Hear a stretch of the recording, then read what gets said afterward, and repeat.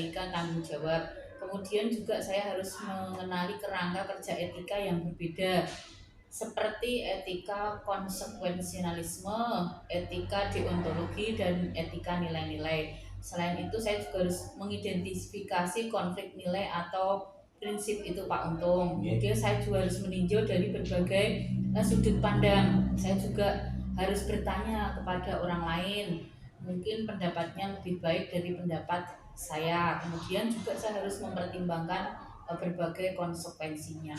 Itu yang harus saya identifikasi jika ada kasus yang merupakan dilema etika atau rujukan moral. Oke. Yang kedua, bagaimana Ibu menjalankan pengambilan keputusan? Oke, baik. Dalam menjalankan keputusan Pak Untung, itu saya perlu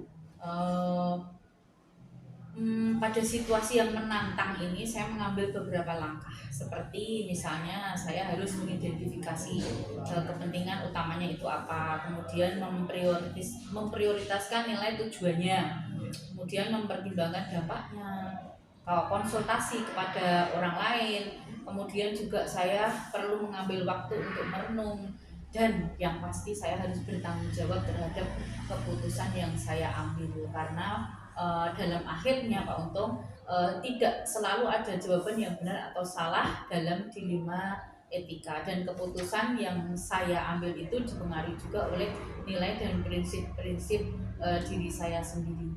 Yang penting kita dalam menjalani proses ini cermat, teliti dalam mempertimbangkan semua faktor yang relevan sebelum mengambil suatu keputusan. Ya, terima kasih Ibu. Kemudian langkah-langkah atau prosedur apa yang biasanya Ibu pakai? Ya, baik. Yang pertama langkahnya saya memahami seperti tadi, yaitu prinsip etika moral.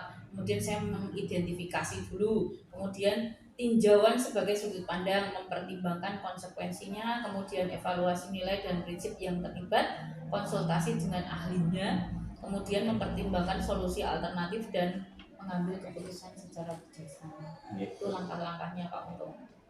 Selanjutnya Ibu, hal-hal apa saja yang selama ini Ibu anggap efektif dalam pengambilan keputusan ini yang menyangkut dengan kasus dilema itu? Baik, jadi menjalani proses secara cermat dan teliti dalam mempertimbangkan semua faktor yang relevan sebelum saya mengambil keputusan, karena saya harus bertanggungjawabkan baik di dunia atau di akhirat, jangan sampai merugikan pihak-pihak yang lain. Demikian. Selanjutnya Ibu, selama ini tantangan apa Bu yang muncul dan mungkin berat dalam pengambilan keputusan? Oke, tantangan itu saya harus sekali lagi mempertanggungjawabkan semua keputusan yang saya ambil. Jadi tidak boleh subjektivitas atau hanya mempertimbangkan satu kepentingan saja, tetapi kita harus fokus dengan tujuan yang akan kita capai. Demikian. Berarti mungkin ya Bu, win-win solution. Ya, kita harus kompromi kadang-kadang. Kemudian kita juga mempertimbangkan berbagai nilai dan prinsip yang berkonflik itu. Kemudian apakah itu mempunyai tata cara atau jadwal tertentu dalam penyelesaian sebuah kasus? Itu biasanya saya langsung, kalau ada kasus itu langsung saya tidak lanjuti.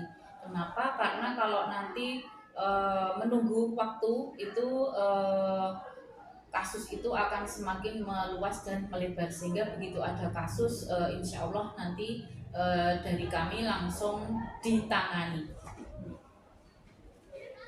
Berikutnya itu, apakah ada seseorang atau faktor-faktor yang selama ini mempermudah atau membantu Ibu dalam menunjang Ibu dalam mengambil keputusan? Tentu saja ada Pak Untung. Kami di suatu lembaga itu tidak mungkin mengambil suatu keputusan sendiri, tetapi kita bekerja dalam bentuk tim, yaitu kalau kami tim pimpinan SMP Negeri 2 mungkin, misalnya terdiri dari kepala sekolah, kemudian ada waka kurikulum, ada waka kesiswaan, ada waka humas, dan juga waka sarpras, itu yang utama. Kemudian dibantu oleh guru-guru yang lain yang biasa menangani adanya kasus, misalnya seperti guru BK, guru PKN dan lain sebagainya.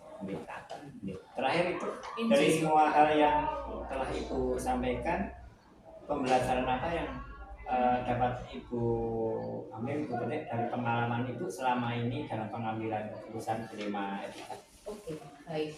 Jadi dalam mengambil suatu keputusan, Pak Untung, kita semua harus mengingat bahwa beberapa kasus tidak mungkin untuk memuaskan semua pihak, dan kita harus membuat kompromi, itu pasti. Yang penting adalah bahwa kita dalam melakukan refleksi yang mendalam dan berusaha untuk membuat keputusan sejalan dengan nilai dan tujuan kita, terutama SMP Negeri 2 mungkin yang memiliki visi dan misi. Visi kami adalah taman berkreasi, jadi beriman, bertakwa, mandiri, kreativitas, terampil, kemudian berprestasi dan cinta terhadap lingkungan.